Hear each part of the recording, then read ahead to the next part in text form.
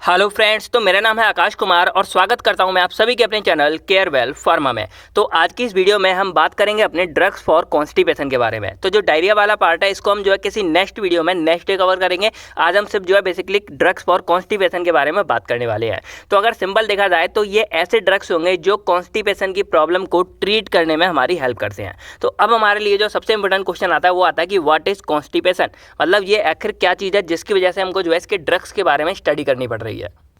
तो अगर वैसे देखा जाए तो सिंपली हर कोई जो है इसको जानता होगा। इसको हिंदी में जो है कब्ज बोला जाता है। और कब्ज आप लोगों ने सिंपल सुना होगा कि सुबह सुबह जो है पेट अच्छे से लोगों का साफ़ नहीं होता और कई केस में क्या होता है कि 2-3 दिन हो जाते हैं लोग जाते ही नहीं है पेट साफ़ करने।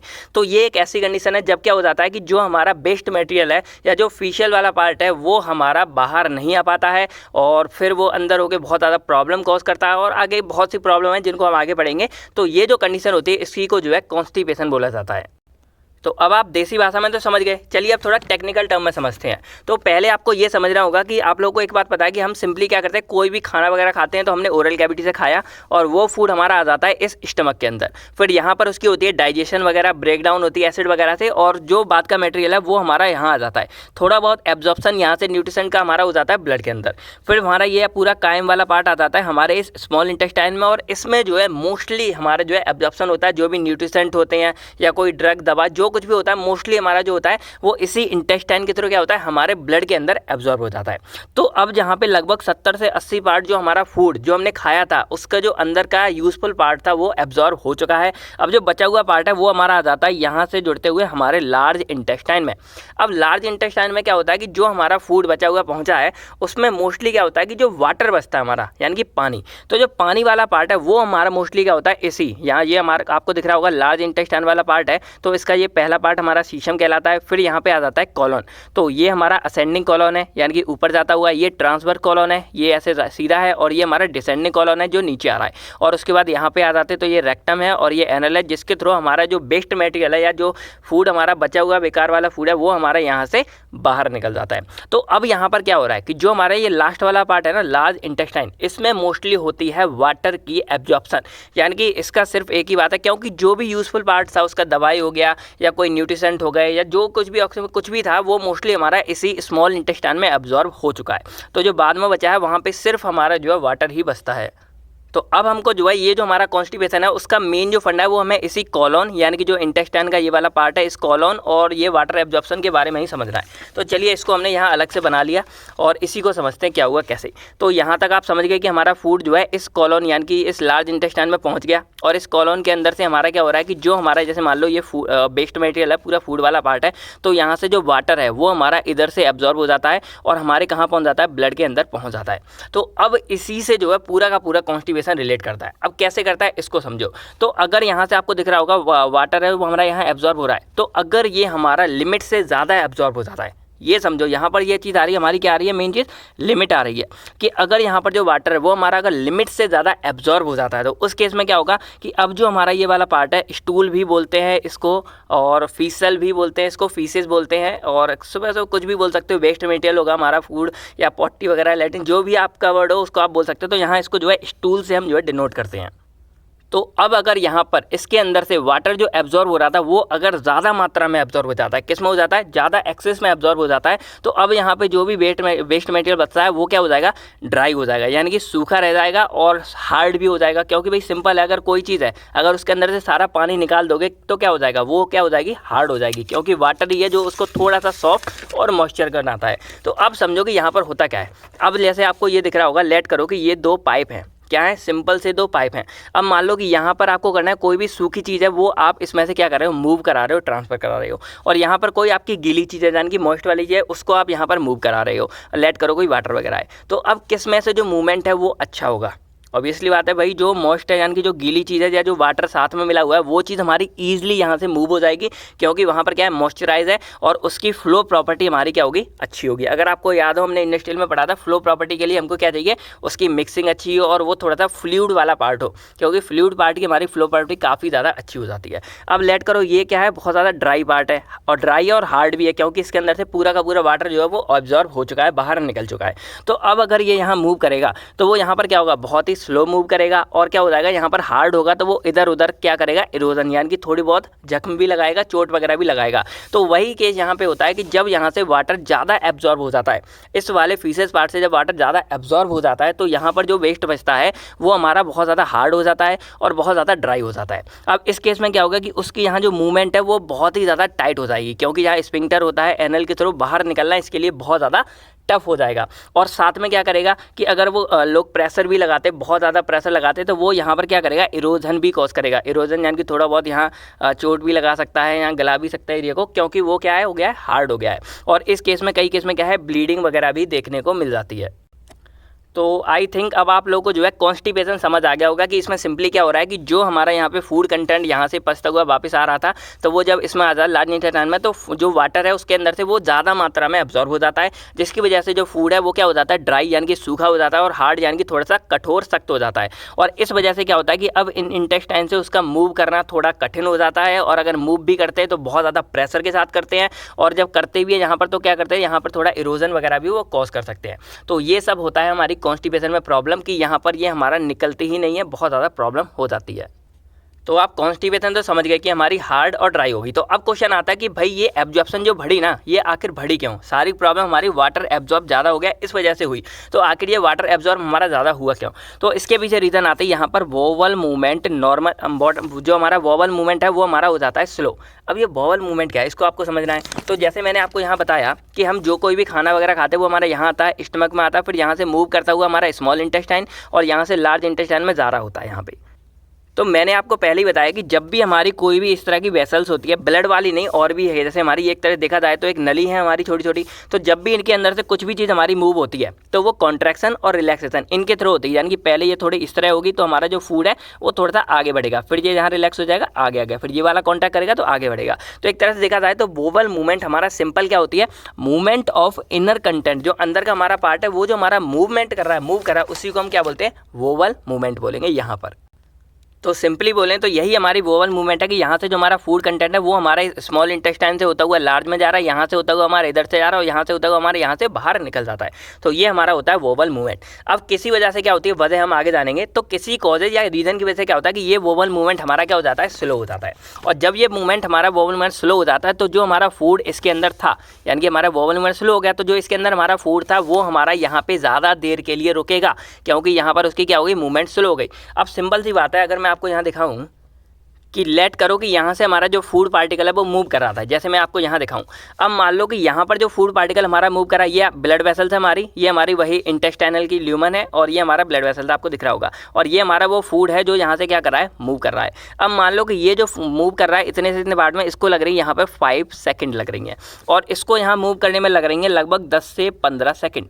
और अब बताओ कि यहाँ पर जो एब्जॉर्प्शन है हमारी वो किस में ज़्यादा होगी? भाई ऑब्वियसली बात है कि यहाँ पर इसको कम टाइम लग रहा है, तो यहाँ से जो ब्लड में चीज़ें एब्जॉर्ब हो रही हैं, वाटर वगैरह, वो हमारी सिर्फ 5 सेकंड के लिए हो पाएंगी, और यहाँ पर जो हमारी ब्लड से यहाँ पे एब्जॉर्ब होंगी चीज़ें हमारी, वो लगभग हमारी 10 से 15 सेकंड के लिए होगी। तो यहाँ पर जो एब्जॉर्प्शन है वो हमारी क्या हो जाएगी, ज़्यादा हो जाएगी, और यहाँ पर जो एब्जॉर्प्शन है वो हमारी इसके मुकाबले क्या होगी, कम होगी। तो सेम यहाँ पर फंडा होता है कि जैसे ही हमारी वोवल मूवमेंट हमारी क्या हो जाती है, स्लो हो जाती है, यहाँ पर स्लो हो जाती है, तो जो फूड है वो हमारे यहाँ ज़्यादा देर के लिए स्टे रहता है, और जब फूड यहाँ ज़्यादा देर के लिए रहेगा तो जो इसकी एब्जॉर्प्शन है हमारे कॉलन के अंदर वो भी हमारी ज़्यादा हो जाती है। और जैसे ही एब्जॉर्प्शन ज़्यादा यहाँ पर हो जाती है, यहाँ पर जो ये फीसल मेटेरियल है वो हमारा हार्ड हो जाता है और ड्राई हो जाता है, और इस वजह से यहाँ पर कॉन्स्टिपेशन जो है देखने को मिल जाता है। तो आई थिंक अब आप लोगों को समझ आ गया होगा कि एक्चुअल में प्रॉब्लम क्या हुई, कि वोवल मूवमेंट हमारा स्लो हो गया, इससे फूड हमारा इसमें ज़्यादा टाइम के लिए रुका, इससे उसकी एब्जॉर्प्शन हमारी बहुत ज़्यादा मात्रा में बढ़ गई, और एब्जॉर्प्शन बढ़ने की वजह से जो स्टूल था वो हार्ड हो गया, ड्राई हो गया, और इन दोनों की वजह से उसको एक्सपेल यानी कि बाहर निकालना प्रॉब्लम हो गई, और इसी को हम क्या बोलते हैं, यहाँ पर कॉन्स्टिपेशन बोलते हैं। तो अब हम बात करते हैं इसके सिम्टम्स के बारे में। तो सिम्टम अगर देखा जाए जो मतलब ऑफिशियली इसको डिफाइन करते हैं वो ये करते हैं कि अगर एक हफ्ते में किसी को 3 बार से भी कम टाइम, मतलब वो हल्का होने जा रहा है, या 3 बार से भी कम टाइम के लिए उसका वोवल मूवमेंट, या एक तरह से बोलते हैं नेचर्स कॉल, जो मतलब बोलते हैं आने को तो नेचर्स कॉल बोलते हैं। तो अगर किसी को एक हफ्ते में 3 बार से कम टाइम भी अगर नेचर्स कॉल आ रही है तो उसको हम बोलेंगे कि हाँ उसे कॉन्स्टिपेशन हो गया। तो ये एक सबसे बड़ा सिम्टम होगा हमारा, इसलिए मैंने इसको डेफिनेशन में लेके यहाँ पे लिखा, क्योंकि इससे ही हमको मेनली पता चलेगा कि भाई किसी बंदे को क्या है, कॉन्स्टिपेशन हो गया। देन हमारे सेकंड केस यहाँ पर आते हैं कि किसी को स्टमक पेन हो रहा है अचानक से बिना किसी और बात के, और उसको पेन हो रहा है, तो यहाँ पर हम समझ सकते हैं उसको क्या है, कॉन्स्टिपेशन है। और एक और चीज़ होती है लूजिंग एपेटाइट, मतलब जब उसका मान लो पेट खाली नहीं होगा तो भाई भूख उसको लगेगी नहीं अच्छे से, और भूख ना लगना भी एक कहीं ना कहीं हमारा क्या हो जाता है, कॉन्स्टिपेशन का ही एक सिम्टम हो जाता है। और उसके बाद कुछ आ जाते हैं ब्लोटेड एंड क्रैम्प। तो ब्लोटेड मतलब सिंपल है कि फूला हुआ, यानी कि यहाँ पर अगर खाना भरा रहेगा पूरा एरिया तो यहाँ ऐसा लगेगा कि ये फूला फूला एरिया, पेट और नीचे वाला पार्ट हमारा फूला फूला हमको लगेगा। तो ये एक सिम्टम आपको लगेगा कॉन्स्टिपेशन के लिए। और कुछ हमारे आते हैं क्रैम्प्स, मतलब होता है ऐठन। अब यहाँ पर जब चीज़ हमारी ये हार्ड रह जाएगी, वो रह जाएगी, तो ऊपर से हम और चीज़ें खाएंगे तो वो इसको वो फ्लो करेंगे, तो यहाँ पर एक तरह से दर्द होगा, ऐठन वगैरह पूरा मतलब ऐसे घूमा सा लगेगा। तो ये कुछ सिम्टम्स है जिससे हमको पता लगेगा कि भाई किसी को कॉन्स्टिपेशन है या नहीं है। सिम्टम्स आप समझ गए। अब समझो कॉजेस क्या होते हैं हमारे। तो देखो कॉजेस आपको समझने क्या है, ये पहले आपको बात समझनी है। आप यहाँ से आगे की कहानी सारी समझ चुके हैं, बस आपको ये समझना है कि आखिर जो वोवल मूवमेंट था वो स्लो कैसे हुआ, इसका आपको रीजन पता चल जाएगा। तो ये सारी चीज़ें आप जो ऑटोमेटिक समझ जाओगे, क्योंकि इसी की वजह से सारी की सारी कहानी जो है वो स्टार्ट हुई थी। तो अगर कॉजेज देखा जाए तो सबसे मेन इसका कॉजेज होता है lack of fibre in the diet, यानी कि जो आप खाना पीना खा रहे हो उस खाने में आपकी क्या हो जाती है, फाइबर की अगर कमी हो जाती है तब। तो अब क्वेश्चन आता है कि भाई फाइबर, ये फाइबर क्या चीज़ है और ये करता क्या है। तो फाइबर जो हम खाना पीना खाते हैं उसी के अंदर एक हमारा पार्टिकल होता है जो मिक्स होता है, और ये फाइबर बेसिकली हमारी जैसे रोटी वगैरह जो होती है ना, जो आटा वगैरह होता है उसमें मिक्स होता है, और ये बेसिकली क्या करता है, वोवल मूवमेंट को प्रमोट करता है। और इसके रिगार्डिंग एक ऐड भी बना था, अगर आपको याद हो तो, ये वाला यहाँ पे जब पिंटू ये पूछता है ऐसे करके, हुआ क्या, नहीं हुआ क्या यही पूछना पड़ेगा अगर खाने में फाइबर कम होगा। देखा यहाँ पर मतलब सिंपल मतलब है कि अगर फाइबर की कमी होगी तो वहाँ पर क्या है, कॉन्स्टिपेशन होने के चांस हो जाते हैं। रीज़न सिंपल ये है कि जो फाइबर है वो एक्चुअल में क्या करता है, वोवल मूवमेंट को प्रमोट करता है। और अगर खाने में फाइबर की कमी होगी तो ये जो वोवल मूवमेंट है ये हमारा हो जाएगा स्लो, और इसके स्लो ही होते बाकी की कहानी हमारी हो जाएगी शुरू। तो इसलिए फाइबर की कमी होना एक कहीं ना कहीं कॉज हो जाता है मेन कॉन्स्टिपेशन के लिए। बाकी फिर इसका एक और कॉज निकल के आता है, वो आता है लैक ऑफ फ्लूइड इंटेक। तो फ्लूइड का तो सिंपल आप मतलब समझ गए कि भाई जितना ज़्यादा फ्लूइड कम होगा, जैसे मान लो आप कोई भी खाना पीना खा रहे हो, अगर उसमें फ्लूइड की कमी है, पानी आप कम पीते हो, बहुत ज़्यादा कम पीते हो, या सूखी चीज़ें आप ज़्यादा खा रहे हो, सब्जी वगैरह भी सूखी, रोटी भी ज़्यादातर आप सूखी चीज़ें खा रहे हो, तो उससे क्या होगा, वो आपका जो यहाँ कंटेंट आएगा उसमें भी तो भाई ऑटोमेटिक वाटर की कमी होगी। और जब यहाँ वाटर की कमी होगी तो ऑटोमेटिकली ये हमारा क्या हो जाएगा, अंदर ही से यहाँ पर ड्राई हो जाएगा, और फिर हमारा हार्ड होने लगेगा, और इसको बाहर निकलने में प्रॉब्लम होगी। तो ये भी कहीं ना कहीं है कि लैक ऑफ फ्लूइड इंटेक। तो इसके लिए सिंपल इलाज है, यहाँ पे आप मतलब ऐसा खाना खाओ जिसमें फाइबर ज़्यादा हो, और यहाँ आप पानी वगैरह ज़्यादा पियो जितना ज़्यादा हो सके, और पानी तो वैसे भी ज़्यादा पीना ही चाहिए। फिर यहाँ पर आती है कुछ फिजिकल इनएक्टिविटीज़ एंड ओल्ड एज। तो इसमें माना जाता है जैसे कोई बच्चा मतलब कोई ऐसे लोग हैं जो फिजिकल इनएक्टिविटी कम है, यानी कि भाग दौड़ कम करते हैं, एक ही जगह बैठ के ज़्यादा काम करते हैं, बेड वगैरह पे पड़े रहते हैं, खेलना कूदना बहुत कम कर देते हैं, तो उन सब केस में भी जो है कॉन्स्टिपेशन देखने को मिलता है। तो वैसे इसका डायरेक्टली लिंक तो नहीं देखा गया कि भाई ये क्यों कॉन्स्टिपेशन करता है, लेकिन मानना ये होता है कि इसकी वजह से जब फिजिकल इनएक्टिविटी कम हो जाती है तो इसकी वजह से जो मेटाबॉलिज्म है वो हमारा कम हो जाता है, और जब मेटाबॉलिज्म कम हो जाता है तो जो वोवल मूवमेंट है वो हमारी क्या हो जाती है, डाउन हो जाती है। फिर यहाँ पर चौथा कॉज आता है नेग्लेक्टिंग नेचर्स कॉल। तो ये एक सबसे बड़ा रीज़न आता है कि लोग क्या करते हैं, जब उनको मतलब आती है एकदम बहुत ही प्रेशर बनता है तो वो जान ही पाते किसी भी रीज़न से रुक जाते हैं। तो थोड़ी बार आप देखोगे कि मतलब लगती है, फिर अगर कंट्रोल कर लेते हैं तो थोड़ी बार वो चली जाती है, फिर वही लगती ही नहीं है, नेचर्स कॉल ही नहीं आती है। तो इसमें सिंपल क्या होता है कि जैसे मान लो किसी को आई यहाँ पर प्रेशर बन रहा है, वो गया नहीं, तो जब वो जाएगा नहीं तो यहाँ पर क्या होगा, फूड हमारा यहीं पर रुका रहेगा, बाहर तो निकलेगा नहीं। और जब यहाँ फूड ज़्यादा देर के लिए रुका रहेगा तो जो भी कॉलोन का काम है वो तो अपना काम करेगा, वो तो यहाँ से वाटर एब्जॉर्ब करेगा, तो वो करेगा। तो अगर फूड ज़्यादा देर रुका रहेगा तो वो वाटर को एब्जॉर्ब ज़्यादा कर लेगा, जिससे हमारा ये क्या हो जाएगा, हार्ड और ड्राई हो जाएगा, और फिर इसकी वजह से कॉन्स्टिपेशन कॉज हो जाता है। तो इसलिए बोला जाता है कि कभी भी अपनी नेचर्स कॉल को निगलेक्ट ना करो, और मतलब रोकनी नहीं चाहिए, ये सारी चीज़ें तुरंत कर देनी चाहिए जब भी आए तब। फिर हमारा कुछ रीज़न इसमें आती है मेडिकेशन, यानी कि कुछ दवाइयाँ हैं जिनके साइड इफेक्ट के रूप में जो कॉन्स्टिपेशन देखने को मिलता है। जैसे यहाँ एग्जांपल के लिए हो गया एल्यूमिनियम हाइड्रोक्साइड, एक एंटासिड है जो मैंने पिछली वीडियो में बताया था एंटी अल्सर में, तब मैंने आपको बताया था कि ये क्या करता है, कॉन्स्टिपेशन कॉज कर सकता है। फिर कुछ डायूरेटिक वाली दवाइयाँ होंगी जैसे क्लोरथाइजाइड हो गए, तो ये भी कॉन्स्टिपेशन कॉज कर सकती हैं। तो अगर इनसे बचना है तो सिंपल ये है कि भाई ऐसी दवाइयों का अल्टरनेट यूज़ करो। मतलब मान लो कि ये किसी को बीमारी है और वो डायूरेटिक में ये इसकी जगह कोई और यूज़ कर सकता है जिससे उसको कॉन्स्टिपेशन वगैरह ना हो। फिर कुछ आते हैं इरिटेबल बाउल सिंड्रोम। तो ये तो IBS एक सिंड्रोम होते हैं जो मतलब बेसिकली इस वाले पार्ट में हो जाता है। तो इसके अंदर ऑब्वियसली बात है कि बाउल मूवमेंट डाउन हो जाता है और इसके बाद डाउन होने की वजह से क्या हो जाता है, कॉन्स्टिपेशन कॉज हो जाता है। फिर 7th आता है यहाँ पर चेंज इन रूटीन, कि लोग का जब रूटीन वगैरह चेंज हो जाता है, जैसे मान लो कहीं बाहर जाते हैं तो भाई रूटीन चेंज हो जाता है, नेचर्स कॉल इग्नोर मारनी पड़ती है ज़बरदस्ती। तो इस सबसे क्या होता है, बायोलॉजिकल क्लॉक डिस्टर्ब हो जाती है। जो अपनी क्लॉक होती है ना कि भाई अगर आपको सुबह 7 बजे लगी है तो अगले दिन भी उतने ही बजे लगेगी और उसके अगले दिन भी उतनी बजे। तो ये ऑटोमेटिक बायोलॉजिकल अपनी क्लॉक बन जाती है। तो वो जब डिस्टर्ब हो जाती है तो सारे सीन भी जो बिगड़ जाते हैं। फिर एक कहीं ना कहीं देखा गया कि प्रेगनेंसी के केस में भी क्या होता है कि भाई कॉन्स्टिपेशन होने के चांस हो जाते हैं, क्योंकि यहाँ पर क्या हो जाता है, थोड़ा बहुत इन सब इंटेस्टाइन वगैरह में कॉन्ट्रैक्शन आ जाता है, जिससे यहाँ पर ये कॉज हो सकता है हमारा। ठीक है, तो ये कुछ इसके कॉजेज थे। अब हमको ट्रीटमेंट पढ़ना है, तो दो जो मैंने यहाँ ट्रीटमेंट बताया हुआ ने बता दिया कि फाइबर डाइट ज़्यादा लो, फिर फ्लूइड का इंटेक ज़्यादा करो, फिजिकल एक्टिविटी बढ़ा दो, अपनी डेली रूटीन को ऐसा करो कि फिक्स कर सको और निगलेक्ट मत करो नेचर्स कॉल को, और बाकी जो है ऐसी जो दवाइयाँ हैं उनके अल्टरनेट वगैरह यूज़ करो। अब पढ़ते हैं हम इसके ऑफिशियल ड्रग, यानी कि अगर इन सब के बावजूद आपका जो है कॉन्स्टिपेशन ठीक नहीं हो रहा तो हमारे पास यहाँ पर 2 तरह की दवाइयाँ आती हैं। एक हमारे आते हैं लैक्सेटिव्स और एक हमारे आते हैं परगेटिव। तो ये 2 ऐसी चीज़ें हैं जिनका यूज़ करते हैं हम कॉन्स्टिपेशन के ट्रीटमेंट के लिए।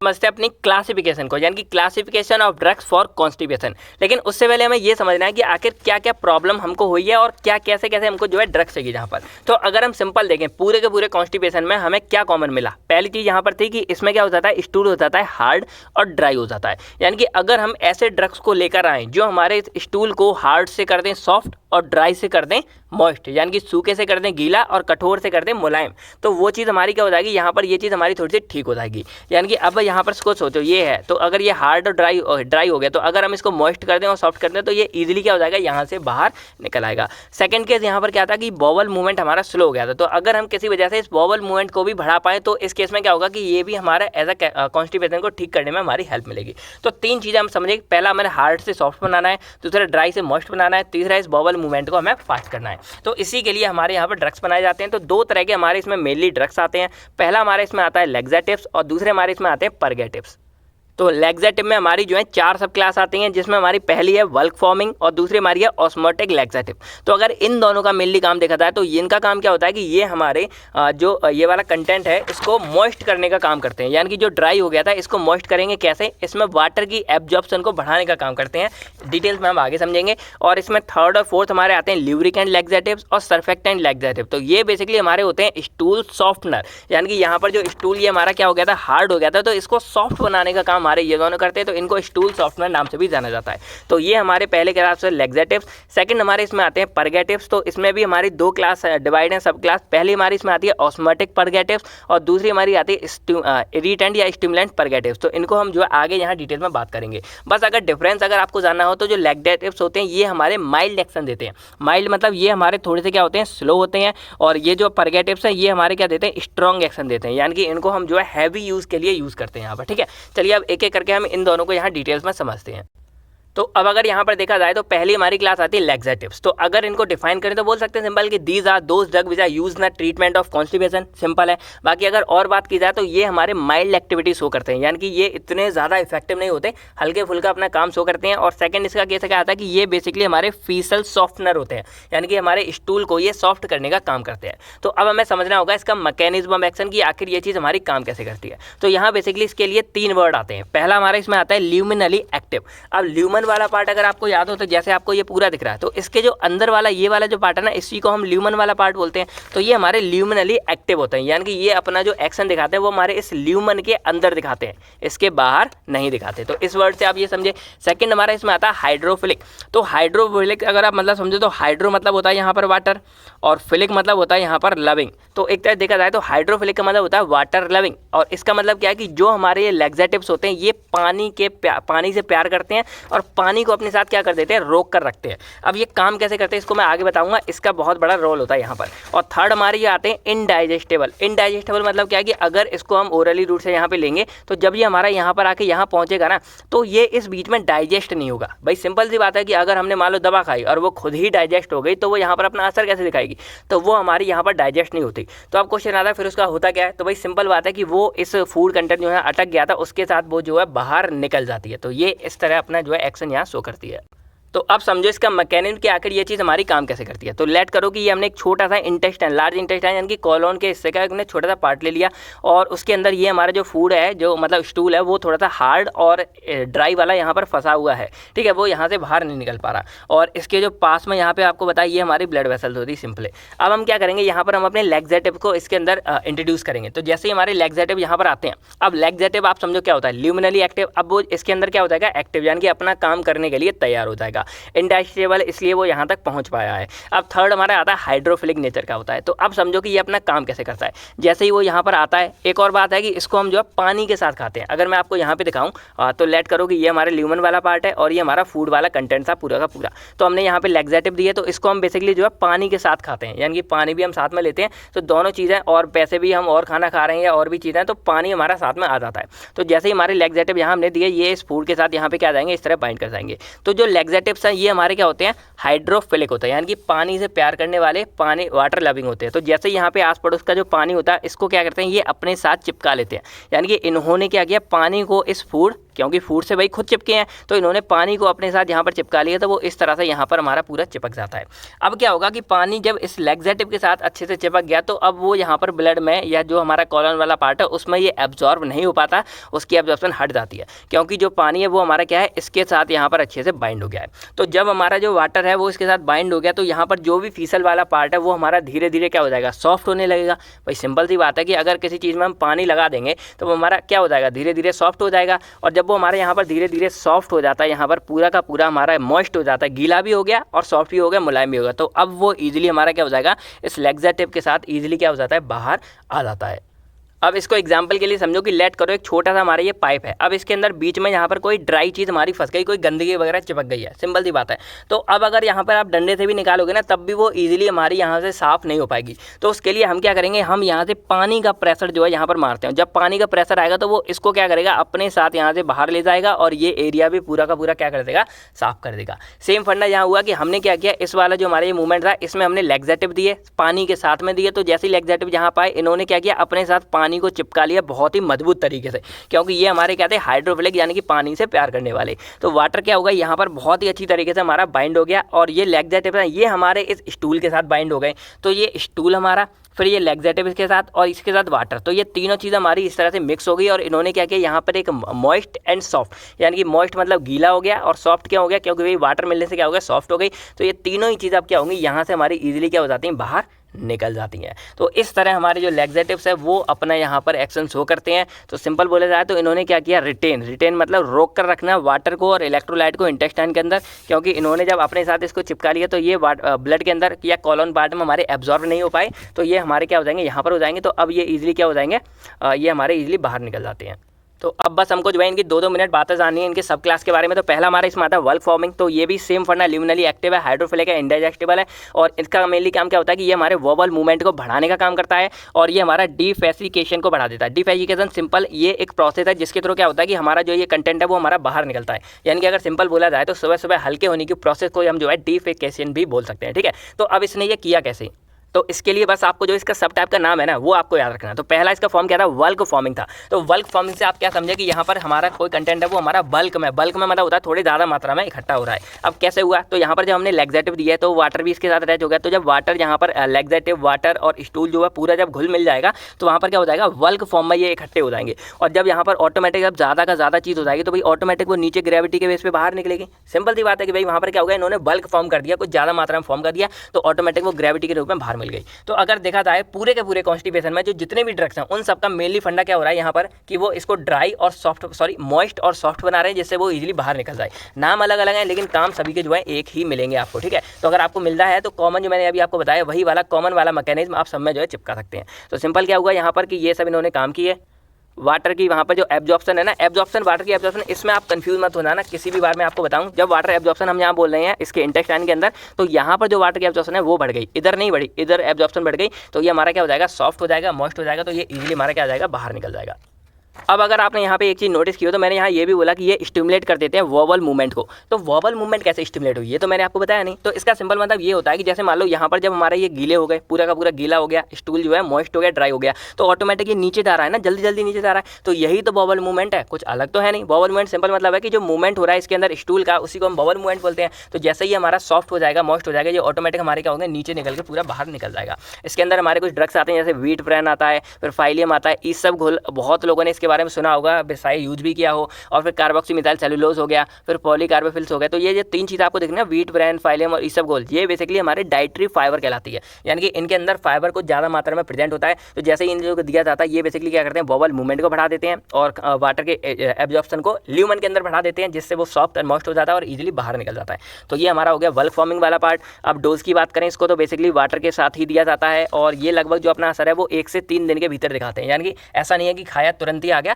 बस अगले दिन ये ऐसा दिखाएंगे। तो भाई यही होता है ना, आपको ये तो नहीं है कि भाई खाते तुरंत ही निकल जाए, अगले दिन जब सुबह आप बैठोगे तो आप इजीली इस चीज़ को कर सकते हो, ठीक है। बाकी ये हमारे जो है वो मैंने आपको पहले बताया कि ये सिस्टमेटिक एब्जॉर्ब नहीं होते, मतलब ये ब्लड के अंदर एब्जॉर्ब नहीं होते, तो बॉडी में कोई टॉक्सिसिटी कॉज नहीं करते, इजीली हमारे क्या हो जाते हैं, बाहर निकल जाते हैं। बाकी थोड़ा बहुत ये अबडोमिनल डिस्कम्फर्ट फैला सकते हैं, यानी कि पेट के अंदर जब इतने कुछ हलचल होगी तो भाई थोड़ा बहुत जो है डिस्कम्फर्ट तो आपको होगा ही होगा, ठीक है। तो भाई यही होता है। बाकी ये सब घोल एक 100 mg 100 ग्राम में दिया जाता है, 200 ग्राम के पाउच वगैरह में दिया जाता है। बाकी सेकंड हमारा ये आप समझ गए बल्क फॉर्मिंग वाला। सेकंड हमारा इसके अंदर आता है ऑस्मोटिक लैक्सेटिव्स। तो इसका एक ही एग्जांपल वो हमारा आता है लैक्टुलोज। अब ये कैसे काम करते हैं, तो अगर आपको याद हो ऑस्मोटिक चीज़ क्या होती है, तो ऑस्मोटिक जो हमारे होते हैं वो थोड़ा सा क्या होता है, उनका जो मॉलिक्यूलर वेट है वो हमारा हाई होता है। तो अब अगर यहाँ पर हम लैक्सेटिव में यहाँ पर हम ऑस्मोटिक वाला पार्ट डालें, तो ऑस्मोटिक जो लैक्सेटिव है वो जैसे इसमें दिए जाते हैं उनका होता है मॉलिक्यूलर वेट हाई, यानी कि अब वो यहाँ आ गए तो वो इस चीज़ को क्रॉस करके कॉलन वाले पार्ट से ब्लड में नहीं पहुँचेंगे, यानी कि खुद तो वो एब्जॉर्ब नहीं होने वाले।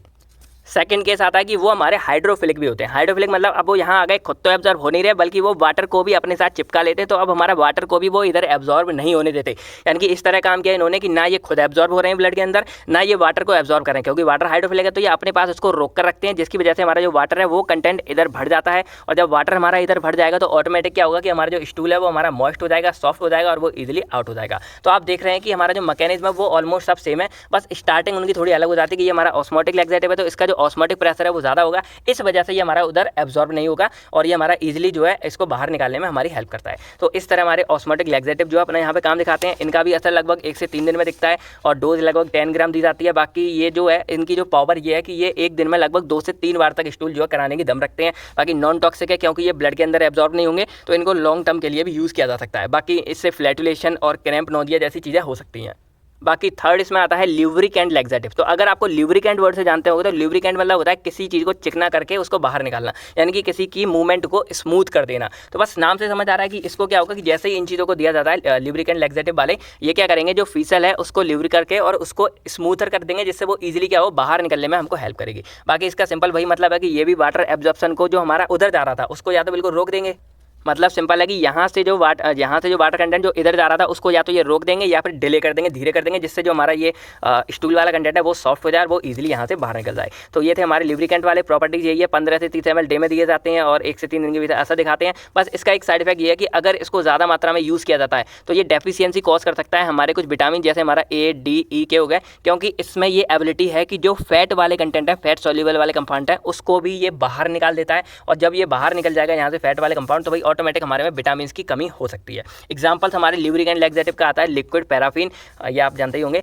बाकी हमारा फोर्थ इसमें आता है सर्फेक्टेंट लैक्सेटिव। तो इसका मेनली काम क्या होता है कि ये हमारा सरफेस टेंशन को रिड्यूस कर देगा फ्लूइड की इस बॉबल के अंदर, जिससे क्या हो जाएगा वो हमारा सॉफ्ट हो जाएगा और मूवमेंट हमारा बढ़ जाएगा। नहीं समझे सिंपल, चलो ऐसे समझो कि ये हमारा एज अ वेटिंग एजेंट काम करता है। अब वेटिंग एजेंट आपको याद हो तो ये हमारा इमल्सिफाइंग एक्शन शो करता है। तो अब मैंने आपको एक चीज़ बताई थी कि हमारे फाइबर की कमी की वजह से क्या होता है कि हमारा जो मूवमेंट है वो डाउन हो जाता है। अब ऐसा होता क्यों है, क्योंकि जो लो फाइबर वाले फूड है वो हमारे होते हैं कुछ फैटी सब्सटेंस। अब फैटी सब्सटेंस आपको याद हो तो ये हमारे थोड़े ऑर्गेनिक टाइप में आ जाते हैं। तो इसकी वजह से क्या होता है कि इनमें और पानी में बनती नहीं है। अगर आपको याद हो ऑयल एंड वाटर मिक्स तो होते नहीं है। तो भाई सिंपल बात है कि जो फैटी सब्सटेंस होते हैं वो हमारे लो फाइबर के होते हैं, इसलिए क्या होता है कि ये हमारे पानी के साथ मिक्स नहीं होते, तो ये हमारे इजीली बाहर नहीं आते। लेकिन जब हम इनका यूज़ करते हैं सर्फेक्टेंट लैक्सेटिव का या इमल्सिफाइंग एजेंट्स का इनका, तो वो क्या करते हैं कि वो हमारे इस फैटी सब्सटेंस पर वाटर को ऐड करने में हेल्प करते हैं। क्योंकि इमल्सन का काम क्या होता है, वो ऑयल एंड वाटर को इमल्सिफाइंग एजेंट्स की मदद से जोड़ देता है। है। तो जैसे ही हमारे वो इसमें जुड़ जाते हैं, फैटी सब्सटेंस भी हमारे क्या हो जाते हैं, मॉइस्ट हो जाते हैं, सॉफ्ट हो जाते हैं, गीले हो जाते हैं और वो ईजिली हमारे बाहर निकल जाते हैं। तो इस तरह ये हमारे काम करते हैं यहाँ पर, ठीक है। डोज की बात करें तो लगभग 100 से 400 mg तक इसको डिवाइड कर सकते हैं। बाकी नोजिया, क्रैम्प, एब्डोमिनल पेन वगैरह हो सकता है। बाकी इसको लिक्विड पैराफिन के साथ यूज़ नहीं करते क्योंकि ऑलमोस्ट इनका काम लगभग सेम होता है, तो ये नुकसान ज़्यादा पहुँचा सकते हैं। अब इसका जो एग्जाम्पल है वो हमारा आता है डाई ऑक्टाइल सोडियम सल्फोसक्सिनेट, इसको हम शॉर्ट में DOSS नाम से भी जानते हैं, ठीक है। डी डाई ओ से ऑक्टाइल, फिर SS से सोडियम सल्फोसक्सिनेट। अब इसके बात करें अगर पूरे के पूरे लैक्सेटिव के यूजेस के, तो सिंपल है, ये कॉन्स्टिपेशन में हेल्प करते हैं। दूसरा, ये अवॉइड करते हैं स्ट्रेनिंग को। अब स्ट्रेनिंग होता है तनाव, यानी कि जब सुबह सुबह कोई बैठ के कर रहा है और उसे प्रेशर लगाना पड़ रहा है, दबाव लगाना पड़ रहा है, बहुत ज़्यादा परेशान हो रहा है और थोड़ा बहुत तनाव भी आ जाता है, अगर पेट सही से साफ ना होना तो बहुत प्रॉब्लम होती है। तो उन सबको ये दूर करने के लिए हम लैक्सेटिव का यूज़ करते हैं, क्योंकि ये माइल्ड एक्टिव है, तो भाई अपना असर धीरे धीरे दिखाएंगे तो लोग को ज़्यादा इसका एक्शन भी नहीं मिलेगा और वो आराम से इसको फ्लुएंटली निकाल सकते हैं। तो ये हमारा इस तरह इस तनाव को वो करता है। बाकी ये हमारे सर्जरी वाले केस में भी यूज़ होता है। अब सर्जरी क्या कि जैसे मान लो कोई भी किसी को प्रॉब्लम हो जाती है, कभी कभी ये कॉलोन वाले पार्ट में, इन सब पार्ट में कभी प्रॉब्लम हो जाती है, तो अगर इसका ऑपरेशन करते हैं तो भाई ये एरिया पहले हमको खाली भी तो करना है, तभी तो इसका ऑपरेशन करेंगे। तो उन सब केस में हम इस लैक्सेटिव और परजेटिव्स का यूज़ करते हैं, जिससे ईजिली खाली होता है और इसका ऑपरेशन वगैरह अच्छे से कर सकें। अब ये तो है नहीं कि कोई से काट रहा है इसके अंदर की चीज़ें, पहले इसको खाली किया जाता है, तब इसके अंदर का जो ऑपरेशन वगैरह किया जाता है। तो इस तरह से हमारी ये लैक्सेटिव्स काम करते हैं। अब हम समझते हैं अपनी सेकंड हमारी इसमें क्लास आती है परगेटिव्स के बारे में। तो परगेटिव्स को अगर सिंपल देखा जाए तो ये हमारे स्ट्रॉन्ग एक्टिविटी शो करते हैं, यानी कि वो माइल्ड दे रहे थे लैक्सेटिव, ये स्ट्रांगली अपना काम करते हैं। अब ये बेसिकली काम मतलब यूज़ कहाँ किए जाते हैं, क्योंकि भाई छोटा मोटा अगर बीमारी होती है तो उसमें लैक्सेटिव यूज़ कर लेते हैं, तो इसको हम यूज़ करते हैं अपने कॉलोन क्लीनिंग वाले केस में। अब जो मैंने अभी आपको बताया कि मान लो यहाँ कोई सर्जरी होनी है या कोई भी केस में सर्जरी होनी है, तो हमें ये चीज़ खाली करनी पड़ती है। अगर ये खाली नहीं है, मान लो अगर किसी सिंपल बंदे ने एक बिस्कुट भी खा लिया, उसके बाद उसका ये खाली नहीं है और फिर ऑपरेशन कर देते हैं, तो उसकी जान भी जा सकती है। अगर आपको याद हो तो इस पर एक मूवी बनी थी अंकुर अरोरा मर्डर केस, उसमें उसने पार्लेजी खा ली, उसको पता नहीं था डॉक्टर ने, उसने इलाज कर दिया तो उसकी मौत भी हो जाती है। तो इतना सीरियस हो जाता है। तो इन सबको खाली करने के लिए हम जो है इस परगेटिव्स का या सर्जरी वगैरह इन सब चीज़ों का यहाँ पर यूज़ करते हैं। तो ये हमारा परगेटिव्स है और ये बेसिकली हमारा पूरा क्लीन, यानी कि ये पूरा ही क्लीन कर देता है, ठीक है। तो यहाँ तो अब इसके अंदर हमारी दो क्लास आती हैं। पहली हमारी इसमें आती है ऑस्मेटिक परगेटिव्स और दूसरी हमारी इसमें आती है इरिटेंट परगेटिव्स। तो ऑस्मेटिक का तो सेम हमारा सीन है जो उसमें था कि जैसे ही इन परगेटिव्स को यहाँ दिया जाता है, ये क्या करते हैं भाई, खुद इनका ऑस्मेटिक है तो इनका मॉलिक्यूलर वेट ज़्यादा होता है और ये खुद ब्लड के अंदर एब्जॉर्ब नहीं होते। तो जैसे ये यहाँ रखते हैं, ये क्या करते हैं, वाटर को अपने ल्यूमन वाले पार्ट में रोक लेते हैं, जिससे यहाँ पर क्या होगा, वाटर हमारा ज़्यादा हो जाएगा, तो जो स्टूल वगैरह है वो मॉइस्ट हो जाएंगे, सॉफ्ट हो जाएंगे और वो ईजिली यहाँ से क्या निकल जाएंगे, बाहर निकल जाएंगे। अब इसका एक और काम क्या होता है कि ये हमारे वॉबल मूवमेंट को इंक्रीज़ कर देता है। जब वॉबल मूवमेंट हमारा इंक्रीज हो जाएगा तो ऑटोमेटिक यहाँ के अंदर की चीज़ें हमारी जो है बाहर निकल जाएंगी। तो इस तरह हमारे ऑस्मेटिक परगेटिव्स अपना जो है एक्शन शो करते हैं। इसके अंदर हमारी कुछ क्लास आती हैं, जैसे हमारा सेलाइन परगेटिव्स हो गए, तो इसके अंदर मैग्नीशियम सल्फेट, मैग्नीशियम हाइड्रोक्साइड हो गया, मिल्क ऑफ मैग्नीशिया भी इसको बोलते हैं, ये यूज़ किया जाता है। बाकी इसको पानी के साथ इंजेस्ट किया जाता है क्योंकि ये थोड़ी बहुत इरीटेशन भी कॉज करता है। तो इसमें कुछ एग्जाम्पल सोडियम सल्फेट हो गए, सोडियम फॉस्फेट हो गए। सेकंड हमारे इसमें आता है इलेक्ट्रोलाइट ऑस्मेटिक परगेटिव्स, जो इलेक्ट्रोलाइट वगैरह को भी रोकने में हेल्प करता है क्योंकि इसमें क्या होता है, हाई ऑस्मेटिक नेचर होता है। तो इसका एग्जाम्पल है PEG यानी कि पॉलीइथाइलिन ग्लाइकोल, और इनको थोड़ा बहुत कॉम्बिनेशन में भी दे सकते हैं। मैंने इसको ज़्यादा डिटेल्स में नहीं किया, आप चाहो तो बुक वगैरह में अंदर देख सकते हो, ठीक है। तो और बाकी एक और चीज़ है जो मैंने आपको वहाँ बताई थी कि जो हमारे ये परगेटिव्स हैं इनको लैक्सेटिव की तरह भी बोला जाता है। रीज़न सिंपल है कि अगर हम परगेटिव्स को वेरी लो डोज में दें, यानी कि अगर हम इनका यूज़ लो डोज में करते हैं तो ये हमारे एज अ लैक्सेटिव की तरह ही वर्क करते हैं। तो इसलिए इसको हम जो है कई जगह में लैक्सेटिव भी बोला जाता है। बाकी कॉन्स्टिपेशन के लिए हम इसकी स्मॉलर डोज ही यूज़ करते हैं, और अगर कुछ क्लीन वगैरह करना हो, पूरा खाली करना हो, तो हम इसकी जो है लार्ज डोज को यूज़ करेंगे। तो अब आप इसका जो है ऑस्मोटिक वाला समझ गए। अब हम समझते हैं इसमें सेकंड हमारा आता है इरिटेंट परगेटिव्स। तो इसको हम जो है स्टिमुलेंट परगेटिव्स नाम से भी जानते हैं।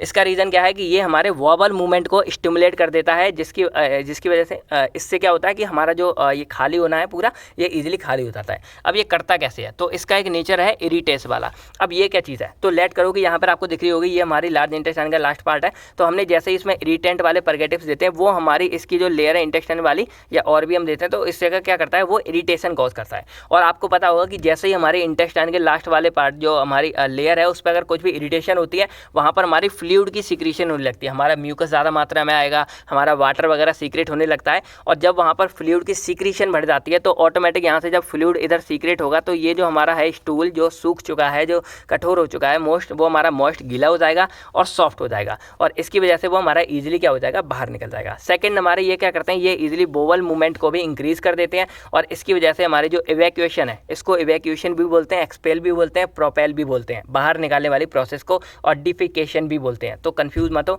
तो ये हमारे इवैक्यूएशन को बाहर निकालने में हेल्प करते हैं, जिससे हमारा ये ईजिली मटेरियल पूरा का पूरा बाहर निकल जाता है। तो इस तरह ये अपना यहाँ पर एक्शन शो करते हैं। अब अगर इसमें देखा जाए तो एक वर्ड और आता है, उसको हम बोलते हैं पेरिस्टाल्सिस। तो जहाँ जहाँ मैंने वोवल मूवमेंट लिखा, आप चाहो तो उस जगह इस पेरिस्टाल्सिस को लिख सकते हो, क्योंकि इसको हम बोलते हैं सीरीज ऑफ मसल कॉन्ट्रैक्शन। यानी कि जो हमारी ये मूवमेंट जो मैं आपको बता रहा हूँ, वोवल मूवमेंट, ये इस पूरे को हम यानी कि सीरीज बोल सकते हैं। अब हमारा क्या हो रहा है, कोई भी चीज़ हमारी यहाँ से मूव करके क्या हो रही है, बाहर निकल रही है। तो इसी प्रोसेस को यहाँ पर क्या बोल सकते हैं, पेरिस्टाल्सिस बोल सकते हैं। अब जो हमारे यहाँ पर आपको दिख रहे होंगे इरिटेंट वाले परगेटिव्स, इसके हमारे कुछ एग्जाम्पल्स हैं। तो यहाँ एग्जाम्पल देखा जाए तो पहला हमारा आता है एंथ्राक्विनोन ग्रुप का, जिसमें हमारा एलॉय, सेना, कैस्केरा आता है, और इसमें सेना सबसे ज़्यादा यूज़ किया जाता है।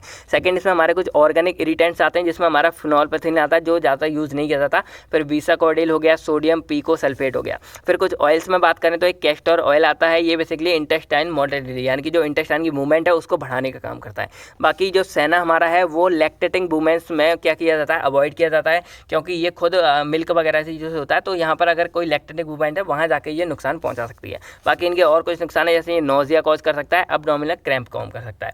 अब अगर इसके यूजेस की बात करें बेसिकली, तो यूजेस में सिंपल है कि अगर इसको लार्ज डोज में यूज़ कर रहे हैं तो बेसिकली ये हमारा इस पूरे को क्लीन करने में बहुत ज़्यादा हेल्प करता है, जिससे ये पूरा क्लीन हो जाए, तो भाई ऑपरेशन वगैरह ईजिली, सर्जरी वगैरह ईजिली हो जाए। और अगर इसको लिटिल डोज में यूज़ करते हैं तो बस ये कॉन्स्टिपेशन, क्रॉनिक कॉन्स्टिपेशन हो गया, थोड़ी डेंजर कॉन्स्टिपेशन हो गई, उसको ट्रीट करने में ये हमारी हेल्प करता है। तो ये सही बेसिकली सारी की सारी बातें इसी कॉन्स्टिपेशन के बारे में। आई होप आप लोग का सारा कुछ क्लियर हो गया होगा। अब आपको वीडियो कैसी लगी कमेंट करके जरूर बताइएगा। बाकी ये नोट्स आपको प्रोवाइड कर दिए जाएंगे। तो बस मिलते हैं आपसे बहुत जल्द नेक्स्ट वीडियो में। तब तक friend thank you, take care, and आप सभी लोग अपना और अपनी फैमिलीज़ का ख्याल रखिएगा। बाय बाय दोस्तों, जय हिंद।